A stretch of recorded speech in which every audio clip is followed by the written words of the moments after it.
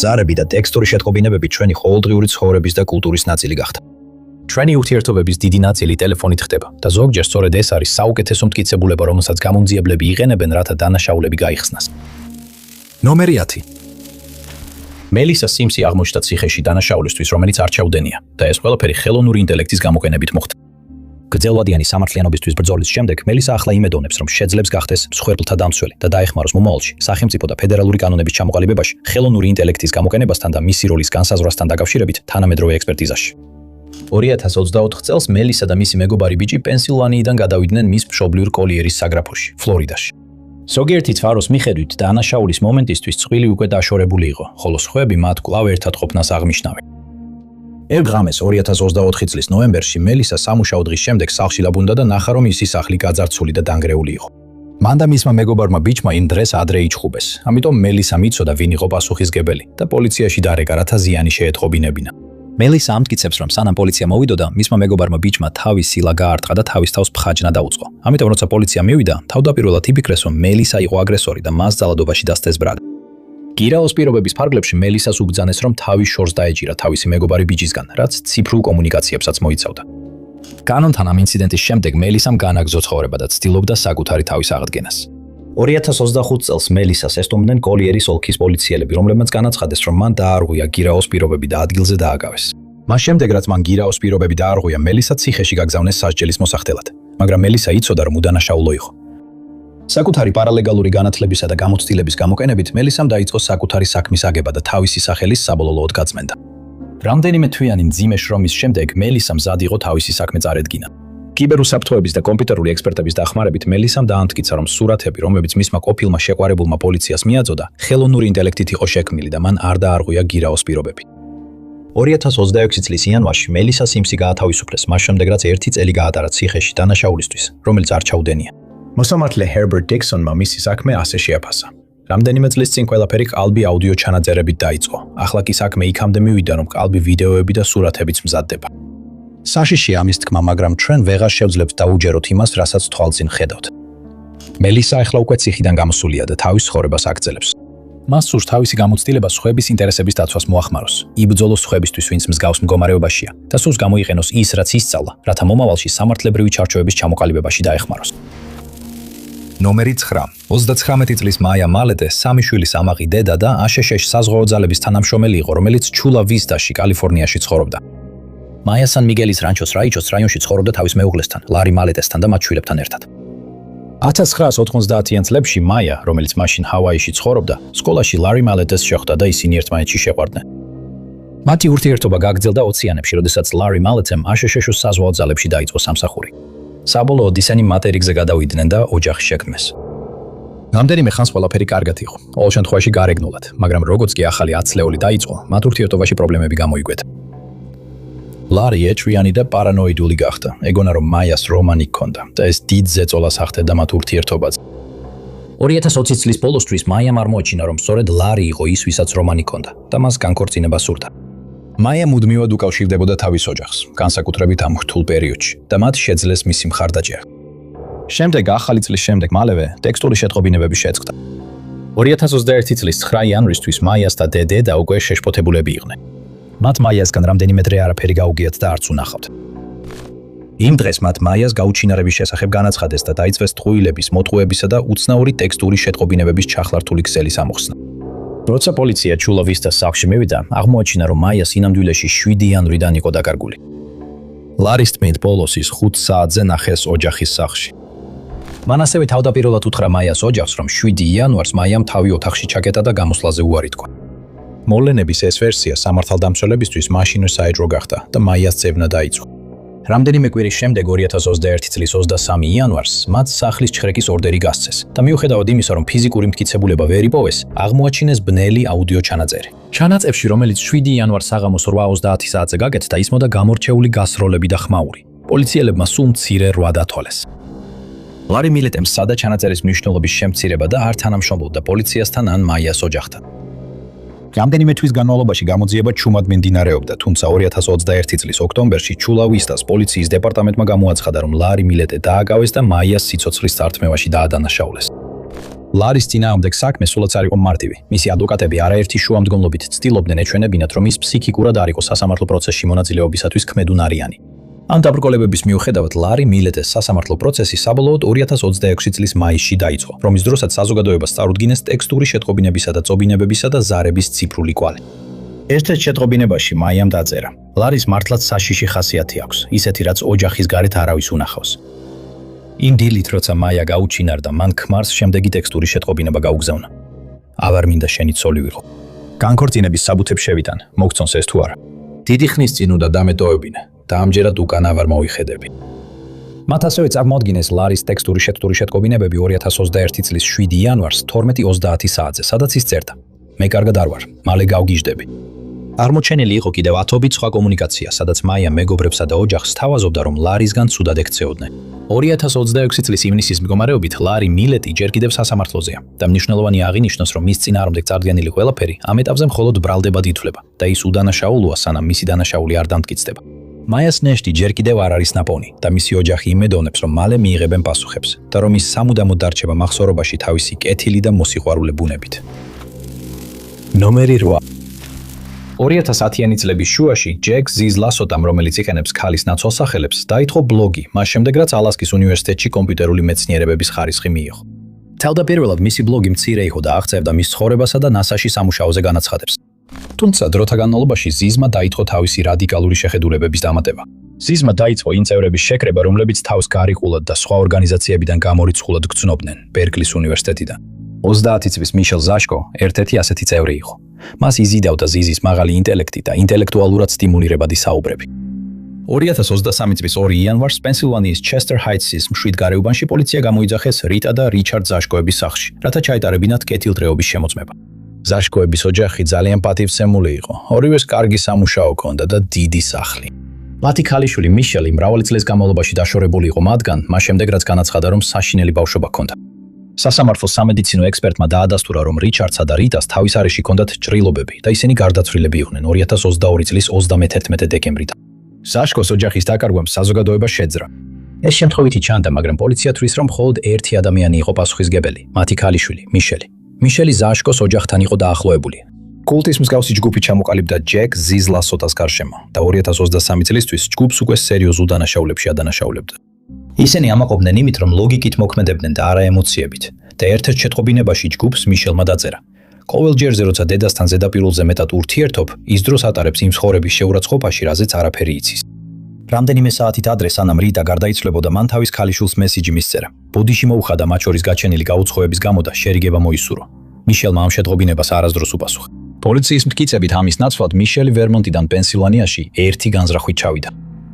გაუნძიებლები მხოლოდ მიშელზე კონცენტრირდნენ, როგორც მთავარ ეჭვმიტანილზე. მან ზიზიანებს არაერთი მესიჯი მისწერა, სადაც მშობლების შესახებ უჩიოდა და 2023 წლისთვის უკვე მზად იყო მოქმედებისთვის. ცვილის აღმოჩენიდან მალევე პოლიციამ აღმოაჩინა სათვალთვალო კამერის ჩანაწერი, სადაც ჩანს, როგორ ჩერდება ზაშკოს სახლთან ორი ადამიანით შავი მანქანა. ჩანაწერში ისმის ხმა, რომელიც ყვირის, დედა და შემდეგ ძლიერი ხმაურის ხმა ისმის. გამოძიების დროს ოფიცრებმა მიშელის ტელეფონზე აღმოაჩინეს ტექსტური შეტყობინებები და ჩანაწერები, სადაც ის საუბრობდა იმ საკითხებზე, რომლებიც არასწორად გააკეთა. ამ შეტყობინებებში დეტალურად იყო აღწერილი დანაშაული და მიშელმა აღნიშნა, რომ სენჩანდან მას ტყუის მასრები წარება დაავიწყდა. მიშელ ზაშკო საბოლოოდ ბრალდებულად ცნეს მშობლების სიცოცხლის წართმევაში 2026 წლის ივნისის ბოლოს, მას შემდეგ რაც პენსილვანიაში მისი დაკავების მიზნით გამართული დევნა გაიმართა.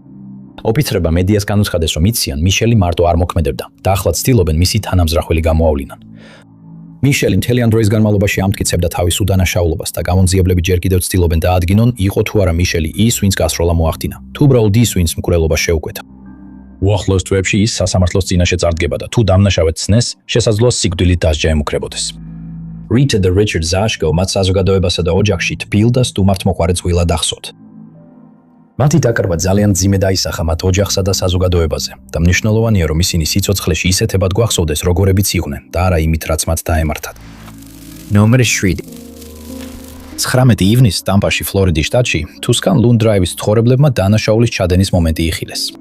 ერთ დროს მშვიდ ქუჩაზე პოლიციის მანქანები გამოჩნდა, ხოლო საღამოსთვის იქ ლურჯი და წითელი ფერების სხვა იყო.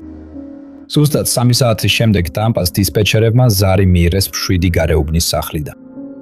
სასოწარკვეთით ითხოვდა: გთხოვ გაჩერდი მკლავ. დამრეკამამ მხოლოდ ის შეძლო ეთქვა, რომ მისი სახელი იყო Amanda Rourke. ზარის უმეტესი ნაწილი გაუგებარია, რადგან ამანდა სიცოცხლისთვის ტირის და კვირის. დისპეჩერებმა დაუღალავად იმუშავეს მისი მდებარეობის დასადგენად, მაგრამ ამანდა ძალიან ცუდ ფიზიკურ მდგომარეობაში იყო და საუბარი არ შეეძლო.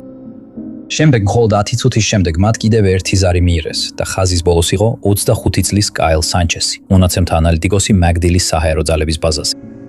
თავდაპირველად კაილის მშვიდმა მანერამ ოპერატორები დააშოშმინა, მაგრამ რამდენიმე სიტყვაში ზარი მაღალი პრიორიტეტით განიხილეს. ეხლა ხან ჩემი შეყვარებული სიცოცხლე წავართვი. დისპეჩერმა მეტი ინფორმაცია მოითხოვეს, რის შემდეგაც კაილმა გაამხილა, რომ მისი შეყვარებული იყო 37 წლის Amanda Rourke, იგივე ქალი, რომელმაც რამდენიმე წუთის წინ დარეკა. კაილმა ოპერატორებს უთხრა, რომ ამანდას ვერ არაფერი უშველიდა. როდესაც კითხეს რა მოხდა, კაილმა უბრალოდ უთხრა 911-ის. უცნაური სურვილი გამიჩნდა და დანა ავიღე. როდესაც ოფიცრები თუსკან ლუპ დრაივზე მივიდნენ, დაინახეს კაილი, რომელიც მუქი წითლით იყო დაფარული. პარამედიკები ამანდას სიცოცხლის გადასარჩენად იბრძოდნენ. თუმცა უკვე ძალიან გვიანი იყო. კაილ სანჩესი ადგილზე დააკავეს და ციხეში გადაიყვანეს. Amanda's ავტოპსია მაჩვენა, რომ მასზე ხანგრძლივი თავდასხმა გახორციელდა, რის შედეგადაც მას ზურგზე, ტუჩებზე და ხელებზე სისხლჩაქცევები ჰქონდა. თავდასხმის შემდეგ დღეებში ამანდას მეგობრები და ოჯახი შეიკრიბნენ, რათა გაიხსენონ იგი და პატივი მიაგონ მის მემკვიდრეობას. Amanda Rourke სამუდამოდ დარჩება მეხსიერებაში როგორც ჭკვიანი ახალგაზრდა ქალი უსაზღვრო პერსპექტივით.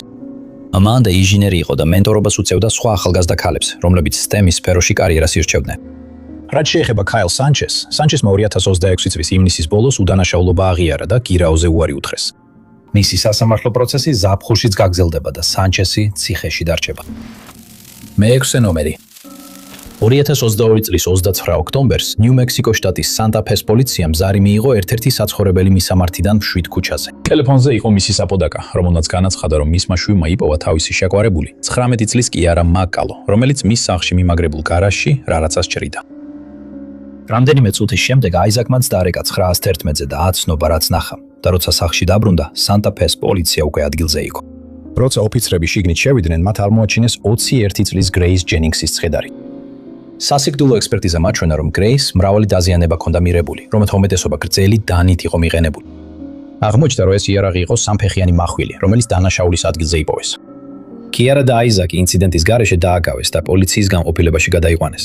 კითხვის დროს აიზაკმა აღიარა, რომ წინა ღამეს ის, მისი შეყვარებული კიარა და გრეისი ერთ საწოლში იცვნენ.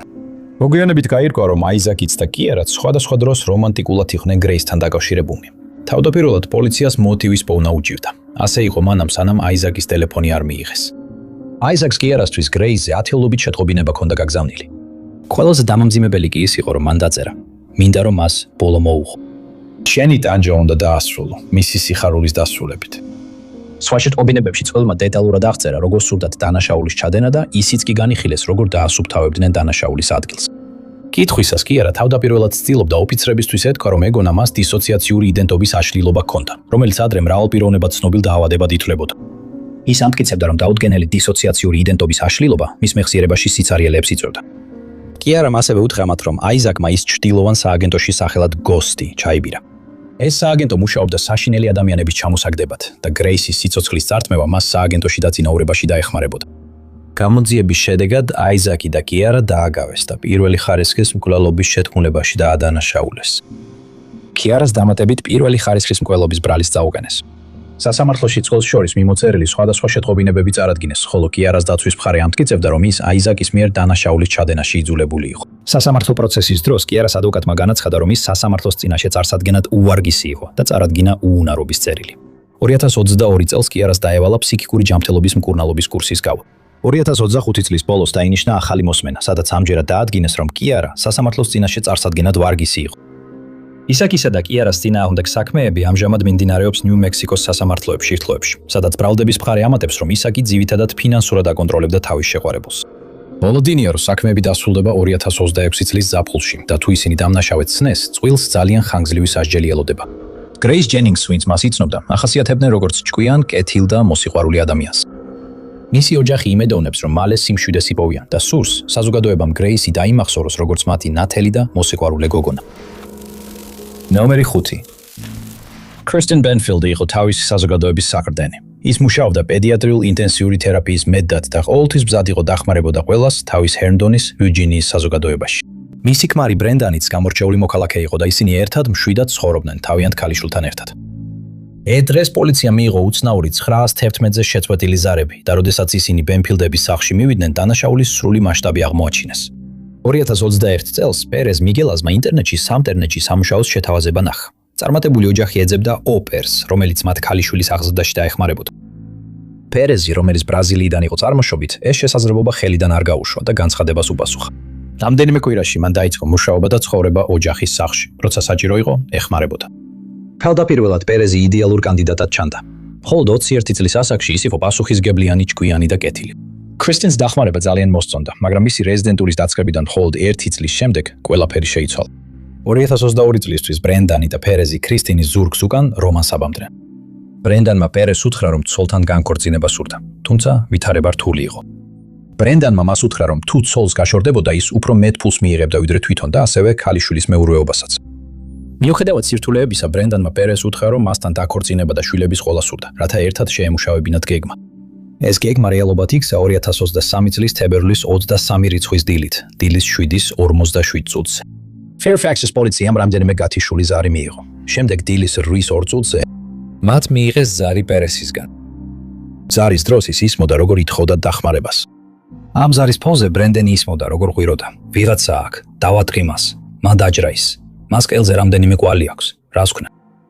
როდესაც ოფიცრები მივიდნენ, მათ ქრისტინის საძინებელში გარდაცვლილი იპოვეს. მის ხელზე რამდენიმე ღრმა ჩხვლეტითი ჭრილობა იყო, მაგრამ ის მარტო არ იყო. პოლიციამ ასევე იპოვა ჯოზეფ რაიანის ცხედარი. როდესაც ქრისტინის ოჯახი დაკითხეს, მათ ჯოზეფი არ იცოდნენ და სწორედ მაშინ ჩაიშალა გეგმა. ბრენდენი მთავარი ეჭვმიტანილი გახდა და მისი სატელეფონო ჩანაწერები ამოიღეს. მან და პერესმა არა მხოლოდ ინტენსიურად იურთიერთეს, არამედ ბრენდენი დიდ ძალისხმევას ახმარდა იდეალური დანაშაულის ჩასადენად. მან შექმნა ანგარიშის და დასრულთა ვებგვერდზე, რომელიც ისეთ ბნელ ფანტაზიებს ემსახურება, როგორიცაა BDSM. პროფილი შექმნილი იყო ქრისტინის სახელზე და მის პროფილში მითითებული იყო ფანტაზიები, რომლებიც მამაკაცებს მის სახლში ეპატიჟებოდა. ბრენდანმა ჩართო ქრისტინის ყველა პირადი ინფორმაცია და შეხვედრა ელოდებოდა. ესე რომ, როდესაც ჯოზეფ რაიანი მივიდა, ბრენდანმა დაარტყა. როდესაც ჯოზეფი გარდაიცვალა, ბრენდანი გეგმავდა მისი ცოლის დაპყრობას და ისე გაკეთებას, თითქოს ეს ჯოზეფს ჩაედინა. საბედნიეროდ, თანამედროვე სასამართლო ექსპერტიზამ ეს სწრაფად გამოავლინა. პერესი და ბრენდანი სწრაფად დააკავეს, თუმცა სასამართლო პროცესი რამდენიმე წელი გაგრძელდა. 2026 წლის აპრილში პერესმა დათანხმდა საპროცესო შეთანხმებას, რომლის მიხედვითაც ის ბრენდანის წინააღმდეგ მისცემდა ჩვენებას მსუბუქი სასჯელის იმედით. სასამართლო პროცესზე მოსამართლემ ეს რეკომენდაცია არ გაითვალისწინა და პერესი 10 წლით თავისუფლების აღკვეთით დასაჯა. 2026 წლის 5 ივნისს ბრენდან ბენფილდი საბოლოო წარსდგა მოსამართლის წინაშე. ის ყველა ბრალდებაში დამნაშავედ ცნეს და დარჩენილ სიცოცხლეს ციხეში გაატარებს. ქრისტინის სამუდამოდ დარჩება მეხსიერებაში, როგორც კეთილი სული, რომელმაც ყველაფერი გაიღო სხვების მოსავლელად. მისი მემკვიდრეობა გაგრძელდება მისი ქალიშვილის მეშვეობით, რომელსაც ყოველდღე იგივე მოსიყვარულე ბუნება აქვს. ჯოზეფ რაიანი ოჯახისთვის უცნობი იყო და შემთხვევით შერჩეული მსხვერპლი გახდა. მათი ხსოვნა სამუდამოდ დარჩეს ცოცხალი. ნომერი 4. 26 წლის ჰანა ნევილი და 27 წლის რობერტო ტანერი მშვიდად და ბედნიერად ცხოვრობდნენ სტრომსბურგში, ნებრასკა. დაქორწინებული წყვილი ახალ ცხოვრებას ეჩვეოდა 2026 წლის იანვარში, რადგან ცოტა ხნის წინ გაიგეს, რომ ბავშვს ელოდნენ. წყვილის ოჯახი მათ გვერდით იდგა და ყველა სიხარულით იყო აღტაცებული. 2026 წლის 15 იანვარს ჰანას ოთახის მეგობარმა პოლიციას დაურეკა და მეგობრის გაუჩინარება შეატყობინა. ანგარიში მან პოლკის ოლქის პოლიციას უთხრა, რომ პოლოს ჰანა იმ დილით ნახა, როცა მან საერთო სახლიდან გავიდა, რათა ქმარი ლინკოლნიდან წამოეყვანა, რომელიც სტრომსბურგიდან დაახლოებით 69 მილშია. მეგობარი მაშინ დაეჭვდა, როცა წყვილი სახლში აღარ დაბრუნდა. გარდა ამისა, ჰანას ექიმმაც პოლიციას დაურეკა, როცა ის გეგმიურ შემოწმებებზე არ გამოცხადდა. იანვრის მე-16-ს ლინკოლნში 39 და კორნჰასკერის ქუჩების გადაკვეთაზე ჰანას მანქანადამწვარი იპოვეს. ამ აღმოჩენამ გამოძიება გაამწოვა და მისი ოჯახის შეშფოთებაც გაზარდა. როდესაც ოფიცრებმა ჰანას დაურეკეს, რათა მისი მანქანის შესახებ ეცნობებინათ, მათ გათიშული ხაზი დახვდათ. 15 იანვარს ლინკოლნის პოლიციის დეპარტამენტმა 2 ადამიანის ნეშტი აღმოაჩინა. სასამართლო ექსპერტიზა მოგვიანებით დაადასტურა, რომ ეს ნეშტები დაკარგულ ცხვილს ეკუთვნოდა და დამნაშავეების ძებნა დაიწყო. გაუმძიებლებს იცოდნენ, რომ ჰანას ტელეფონი აქტიური იყო იმ დროს, როცა ის გაუჩინარდა, ამიტომ გადაწყვიტეს ამოეღოთ მისი და მისი ქმრის სატელეფონო ჩანაწერები. მობილური ტელეფონის მონაცემება აჩვენა, რომ ისინი ბოლოს 24 წლის სტერლინგ ჯეიმსის, ტანერის ნახევარ-ძმის და მისი ცოლის სეიდი ტაიტუსის სახლში ნახეს. სტერლინგთან ვიზიტის შემდეგ საქმე თანდათან ნათელი გახდა. მისი თქმით, 15 თებერვალს მან თავის ნახევარ-ძმას დაურეკა და სახლში მიიწვია, რათა განეხილათ შემაშფოთებელი ტექსტური შეტყობინებები, რომლებიც ტანერმა გაგზავნა. ამ შეტყობინებების შინაარსი უცნობია, მაგრამ ამბობდნენ, რომ სტერლინგს სჯეროდა ისინი ოჯახს საფრთხეში აყენებდნენ. როდესაც ტანერი მივიდა, სტერლინგის თქმით, მათ შორის 9 კამათი მოხდა და ტანერმა იარარის ამოღებით დაემუქრა. რამდენიმე წუთში მისი თქმით, ტანერი წაიყვანა ვიღაცამ, ვინც ყავისფერი SUV-ს მართავდა. მოწმეები ამ ისტორიას უარყოფენ. ერთ-ერთი მათგანი ამტკიცებს, რომ სტერლინგი თავის საკუთრებაზე მიწაზე დაგდებულ ქალის გვამთან ერთად ნახა. შემდეგ მათ დაინახეს, როგორ დებდა სტერლინგის ხელს SUV-ში, რომელიც ჰანას მანქანას ჰგავდა. გამოძიების შედეგად სტერლინგს და სეიდის ბრალი წაუგენეს, თუმცა სეიდის მხოლოდ დახმარებასა და ხელშეწყობაში დასდეს ბრალი. მას შემდეგ კიდევ 4 ადამიანი დააკავეს მტკიცებულებებში ჩარევისა და მათი განადგურებისთვის. გამოქვეყნების დროისთვის ყველა ბრალდებული საქმე ამჟამად მიმდინარეობს. სასამართლო პროცესი კი სავარაუდოდ 2026 წლის ბოლოს დაიწყება და 2027 წლამდე გაგრძელდება. ჰანა და ტანერის ცხოვრება და მემკვიდრეობა სამუდამოდ გაგრძელდება მათი მეგობრებისა და ოჯახის მეშვეობით. მათი ოჯახები სურთ, რომ წყვილი ახსოვდეთ იმ სიყვარულით, რომელიც ერთმანეთის, ოჯახის და საზოგადოების მიმართ ჰქონდათ. ისინი ძალიან მოგვინატრებიან და სამუდამოდ დაგვრჩებიან მეხსიერებაში. Number 7. 2024 წელს ანონიმურმა ქალმა მისის X-მა სისხლის სამართლის საჩივარი შეიტანა ჰონოლულუს პოლიციის ვეტერანი ოფიცრის 42 წლის კრისტოფერ მუნის წინააღმდეგ. ამ დრომდე კრისტოფერი იყო სამაგალითო ოფიცერი, რომელსაც მრავალი წლის გამოცდილება ჰქონდა. ბრალდებების წარდგენიდან მალევე ქალმა საჩივარი გამოიტანა და გამოძიება დასრულდა. 2023 წელს კრისტოფერმა და მის X-მა ურთიერთობა დაიწვეს და პირველ რამდენიმე კვირაში ყველაფერი შესანიშნავად იყო, მაგრამ მალე პრობლემები გამოიკვეთა. მისი თქმით, ისინი ათეულობით შემთხვევაში ჩხუბობდნენ, მაგრამ საქმე ფიზიკურ დაპირისპირებამდე არასდროს მისულა. ეს ასე იყო 2024 წლის 30 მაისამდე, როცა კრისი თავის მაშინდელი შეყვარებულის მიმართ თავით დარტყმაში დაადანაშაულეს. ქალბატონმა X-მა 911-ში დარეკა და როცა პოლიცია მივიდა, მას სახეზე დაზიანებები ჰქონდა. მოხსენებების მიხედვით ქალბატონი X-ი არ იყო მზად ბრალდებების წაგენებაზე, რადგან სჯეროდა, რომ პოლიციის დეპარტამენტში მისი მაღალი თანამდებობის გამო არაფერი გაკეთდებოდა. მისი ეჭვების მიუხედავად, ჰონოლულუს პოლიციის დეპარტამენტმა საქმე მაინც გაანაგრძო და კრისი დააკავეს. მხოლოდ ერთი დღის შემდეგ ქალბატონმა X-მა მიიღო შეტყობინება კრისის უფროსისგან, სადაც ეწერა: "იმედი მაქვს, პრობლემაში არ არის. მე ბრალდება არ წამიყენებია. უბრალოდ ჩხუბი იყო." რამდენიმე დღის შემდეგ ქალბატონმა X-მა თავისი განცხადებები და შესაბამისად საჩივრებიც უკან წაიღო. შემდეგ 2025 წელს რაღაც შეიცვალა და ქალბატონმა X-მა კრისის უფროს უთხრა, რომ ის უნდა გაემჟღავნებინა. შემდეგ მოხდა ეკრანის ანაბეჭდების ნაკრებები, რომელიც მან მას გაუგზავნა. მესიჯები, როგორც ამბობენ, კრისსა და პროკურატურის საგამოძიებო დეპარტამენტის უფროს შორის იყო. ერთ-ერთ მესიჯში დეპარტამენტის უფროსმა აწერა: "თუ ეს კიდევ გაგრძელდება, იჯულებული ვიქნები თავად დაუკავშირდე ბავშვთა დაცვის სამსახურს." იმით, რაც გააქვს, ჩანს სერიოზული ფსიქიკური დაავადება და რომ მისი შვილი საფრთხეშია. სხვა მესიჯებში ჩანს, როგორ ამშვიდებს უფროსი კრისს. ვიცით, როგორ გინდოდა მისი დაცვა, მაგრამ თუ ეს კიდევ გაგრძელდება, ეს შენს ხელში აღარ იქნება. ციფრული ექსპერტები სწრაფად შეძლეს დაედგინათ, რომ კრისტოფერ მუნმა ეს მესიჯები საკუთარ თავს გაუგზავნა და უფროსის სახელით წერდა. პროკურატურის საგამოძიებო დეპარტამენტის უფროსმაც დაადასტურა, რომ მას არანაირი კონტაქტი არ ჰქონია მის X-თან. დაბნეული გამოძიების შემდეგ კრის ოფიციალურად წაუყენეს ბრალი 2 ეპიზოდით მართლმსაჯულების ხელის შეშლაში, 2 ეპიზოდით მოწმის დაშინებაში, 2 ეპიზოდით მოწმის ზემოქმედებაში და 1 ეპიზოდით ძალადობაში.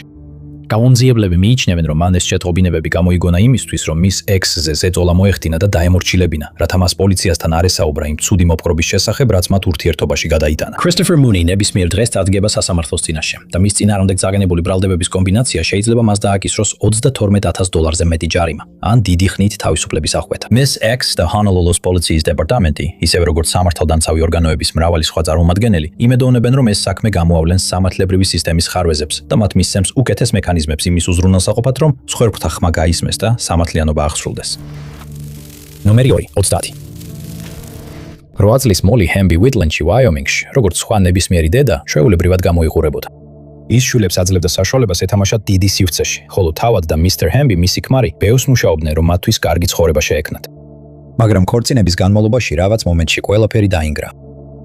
2026 წლის მარტის ბოლოს ისინი პრობლემებს განიცდიდნენ და მუდმივად კამათობდნენ ერთმანეთთან. ამ პრობლემების გამო მოლი და ბავშვები დროებით გადავიდნენ სახლიდან, რათა წყვილს საშუალება ჰქონოდათ პრობლემები მოეგვარებინათ. 21 მარტისთვის მოლი მზად იყო სახლში დაბრუნებულიყო, რათა მათ ურთიერთობას კიდევ ერთი შანსი მიეცა. თავდაპირველად ყველაფერი კარგად ჩანდა. ასე იყო მანამ, სანამ მისტერ ჰემბი მას არ სთხოვა მისი შეტყობინებები ენახა. როგორც ჩანს, მას რომანის ეჭვი ჰქონდა, მაგრამ რაც იპოვა, ბევრად უარესი აღმოჩნდა. როცა მესეჯების აპლიკაცია გახსნა, ერთი შეტყობინება მაშინვე თვალში მოხდა. მამაკაც მეგობართან ჩვეულებრივ საუბარში მოლიმ თქვა: "მაქვს შენთვის ერთი საქმე. შეგიძლია ვინმე გააქრო?"